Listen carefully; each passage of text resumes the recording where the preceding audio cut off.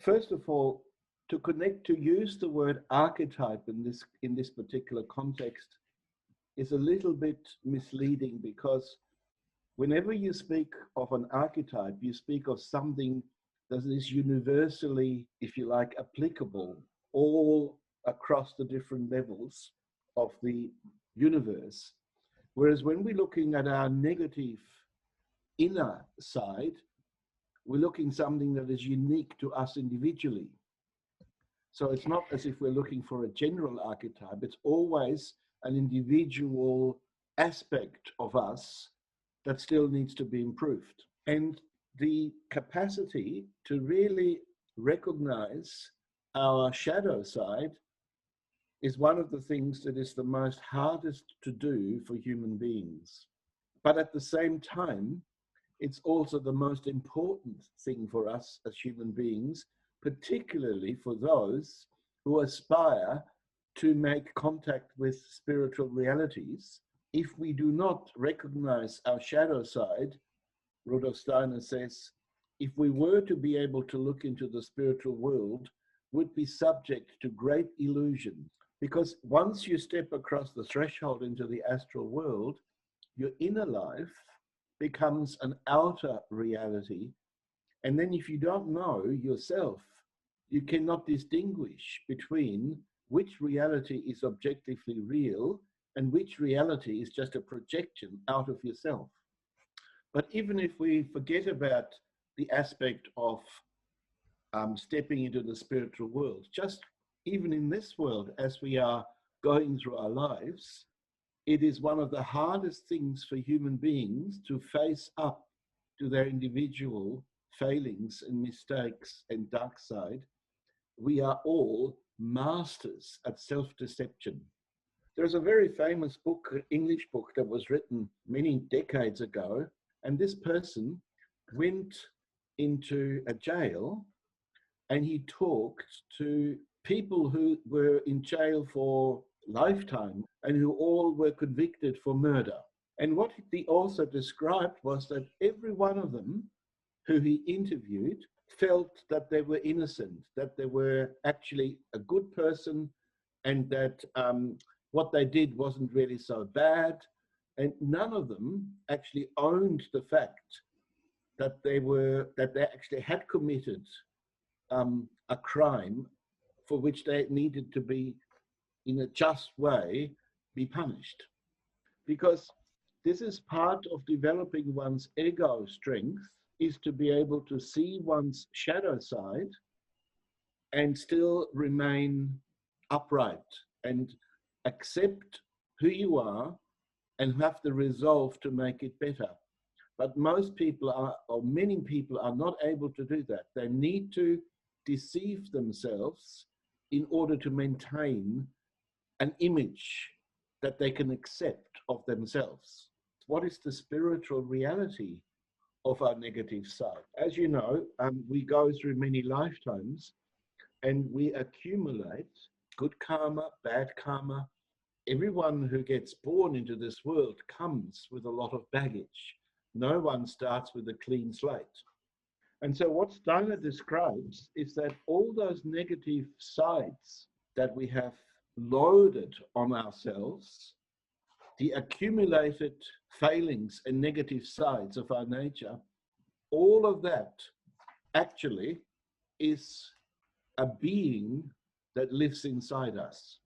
And this being is often referred to in anthroposophy as our double. But it is also, Rudolf Steiner said, this being also acts as a guardian of the threshold. This being prevents us from stepping across the other side into the spiritual world. And that is a very good thing. And I explain in a minute why. So like when we have an image of ourselves, we're looking at our physical body, but we cannot see our soul. We can only see our physical body. And Rudolf Steiner said, if we could see what the untransformed part of our soul looks like, the part of all our imperfections and all those things that we have not yet recognized, have not yet tried to transform, if we could actually see that, we would get such a shock that we would be completely immobilized. We would be disheartened. And it is by the grace of the higher hierarchies that they have arranged the world in such a way that the sight of our double is prevented to us until such a time that we are mature enough to face it. And a person who is initiated into the spiritual world and who is a spiritual master, like Rudolf Steiner, a person like that will constantly able to see their own shadow side, their own double. And this double is a constant reminder of all the things that still need to be transformed. And this guardian, this double, is with us all through our life. And shortly before our death, maybe a few hours or a few days before we die, it leaves our body because it cannot pass through death. And then when we get born again, it rejoins with us. And it will be there for such a long time over all our incarnations until we have managed to transform it into beauty. And if you were to look at the nature of this being, it presents itself as a very ugly being that has a threefold nature. The threefold deficiencies of these beings we would refer to as hate, doubt, and fear. One's self-development and one's self-transformation is always connected with, if you like, initially unconsciously, and the more developed you become, the more consciously you go about the work of self-transformation. So you can see it's not really correct to speak of an archetype in that regard, because this double is an actual a spiritual reality that is real and that is different for every human being, uniquely individualized with every different human being. Now, there's another aspect to this, which I'd like to also mention, because we're going through a time in the world today where this particular theme that we're talking about right now is very pertinent and important. And as you know, we have often talked about the cosmic law of as above, so below. Many things that occur on a microcosmic level in our lives, in our individual lives, have also a reality, an equivalent, analogous reality in the bigger scheme of things, on a wider level, in this case, on the level of all humanity. And just as in the case of human beings, we need a certain amount of maturity before we can actually face our own shadow side. It's not something that happens when we are children or teenagers, probably not even in our early 20s. We need to be a little bit older, a little bit more mature before we can actually face our shadow side. And the same is the case with respect to the evolution of humanity. We are now in what's called the consciousness soul age. And this is an age that lasts for a little over 2,000 years. And we've only really are 500 years into this age, so there's quite a little bit longer to go. The previous age, prior to the consciousness soul, was the intellectual soul age.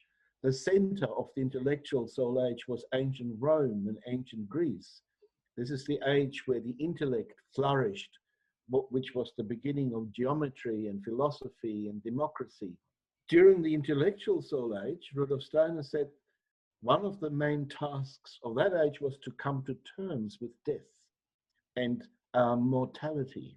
Whereas in the consciousness soul age, our task is to come to terms with evil. And that implies what is evil, what is negative, what is in need of transformation within ourselves personally, but also within humanity at large.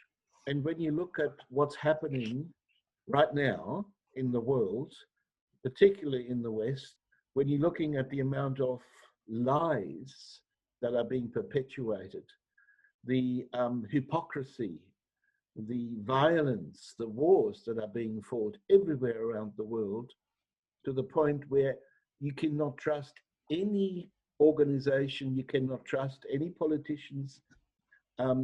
We've come to a point where humanity at large is facing its own shadow side. Collectively, as a humanity, we are, if you like, face to face with our double, with our negative nature. And there are many people who refuse to see it, who go about their all traditional belief systems, but the negative stuff is being pushed more and more and more into our faces. So spiritually, humanity is being called upon to face its own double. And this is a process. I don't know how long that will continue, but it is a necessary process before the light can shine through again. It's like the hours before the sun rises are usually the darkest hours. And it appears as though we are going through those darkest hours now, but there is hope and light at the end of the tunnel. And the best thing we can do is, each in their own way, is look at ourselves and start transforming ourselves. We cannot change the world without changing ourselves first. And you can see this is the great test of humanity, without which we could never become the hierarchy of love and freedom.